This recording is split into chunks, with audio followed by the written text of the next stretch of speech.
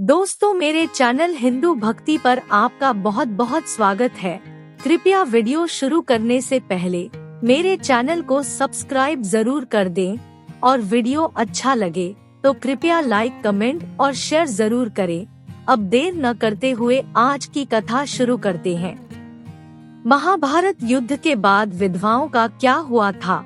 महाभारत युद्ध पौराणिक युग में लड़ा गया सबसे बड़ा युद्ध था, जिसमें लाखों की संख्या में योद्धा वीरगति को प्राप्त हुए थे। इस युद्ध की विभीषिका ने संपूर्ण भारतवर्ष को लगभग योद्धा विहीन कर दिया। कुरुक्षेत्र में भाग लेने वाले सभी योद्धा पुरुष थे, लेकिन दर्शकों, क्या आप जानते हैं कि युद्ध के बाद वीरगति को प्राप्त हुए सैनिकों की पत्नियों का क्या हुआ? आइए मिलकर जानते हैं इस वीडियो में क्या हुआ था महाभारत युद्ध के विधवाओं का।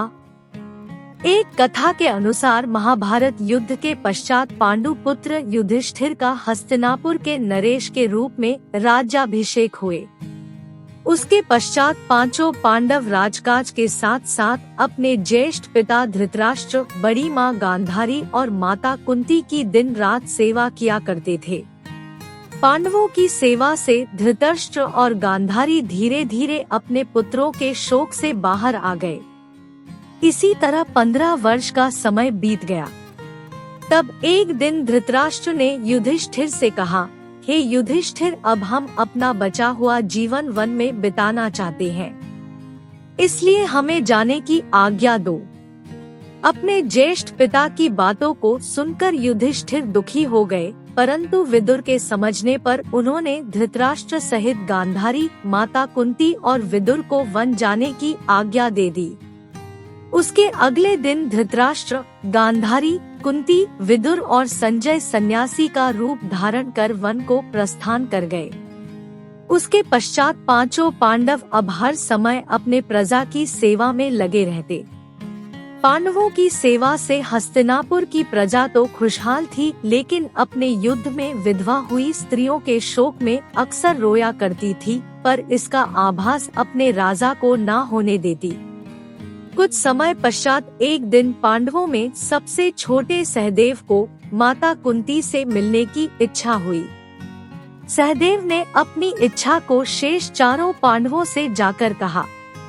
सहदेव की बातें सुनकर शेष तीनों पांडव भीम, अर्जुन, नकुल और उनकी पत्नियों के मन में भी माता कुंती से मिलने की इच्छा जागृत हो उठी।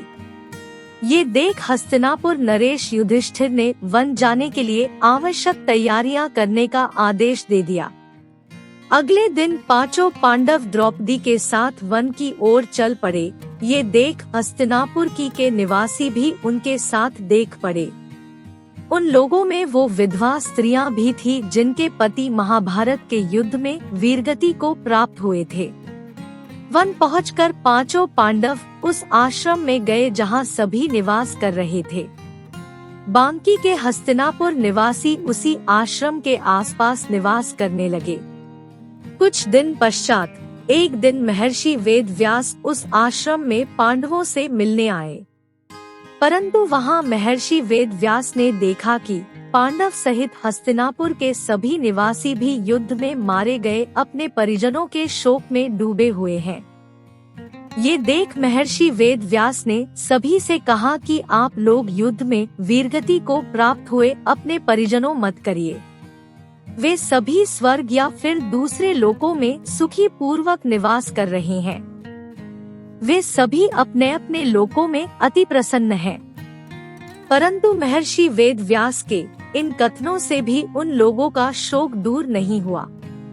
तब महर्षि वेद व्यास ने सभी से कहा, अगर आप लोगों को मेरे द्वारा कही गई बातों पर विश्वास नहीं हो रहा है, तो आज रात मैं आप सभी को आपके परिजनों से मिलवाऊंगा। ये सुन पांडवों सहित सभी के चेहरों पर हल्की मुस्कान उभर आई। जिस आश्रम के आसपास सभी निवास कर रहे थे, वो गंगा नदी के तट पर स्थित था। शाम को सूर्यास्त होने से पहले महर्षि वेद व्यास सभी को लेकर गंगा के तट पर पहुँचे। फिर सूर्यास्त के बाद उन्होंने अपने तपोबल से महाभारत युद्ध में मारे गए सभी योद्धाओं का आवाहन किया। महर्षि के आवाहन से सभी योद्धा एक एक कर गंगा जल से बाहर निकलने लगे। अपने मृत परिजनों को अपने सामने खड़ा देख पांडव सहित हस्तिनापुर के सभी निवासी खुश हो गए। फिर सभी ने अपने परिजनों से बात की। तब जाकर उनको विश्वास हुआ कि उनके अपने मृत्युलोक के सभी कष्टों से मुक्ति पाकर अपने अपने लोकों में प्रसन्नता पूर्वक निवास कर रहे हैं। तत्पश्चात सभी के मन जो अपने परिजनों के लिए शोक व्याप्त था वो समाप्त हो गया। कुछ समय बाद युद्ध में मारे गए योद्धा एक एक कर गंगा जल में डुबकी लगाकर अदृश्य होने लगे। ये देख महर्षि वेद व्यास ने विधवा स्त्रियों से कहा कि जो स्त्रियां अपने पति के साथ उनके लोक जाना चाहती है, वो गंगा के इस पवित्र जल में अपना जीवन त्याग कर जा सकती है। महर्षि के इतना कहते ही सभी विधवा स्त्रियों ने गंगा के जल डुबकी लगाकर अपने जवान को त्याग दिया और सभी अपने अपने पति के लोक चली गई। दोस्तों, आज का वीडियो इतना ही। अगर आपको ये वीडियो अच्छा लगे तो कृपया लाइक, कमेंट और शेयर जरूर करें। आपके प्यार और स्नेह के लिए बहुत बहुत धन्यवाद।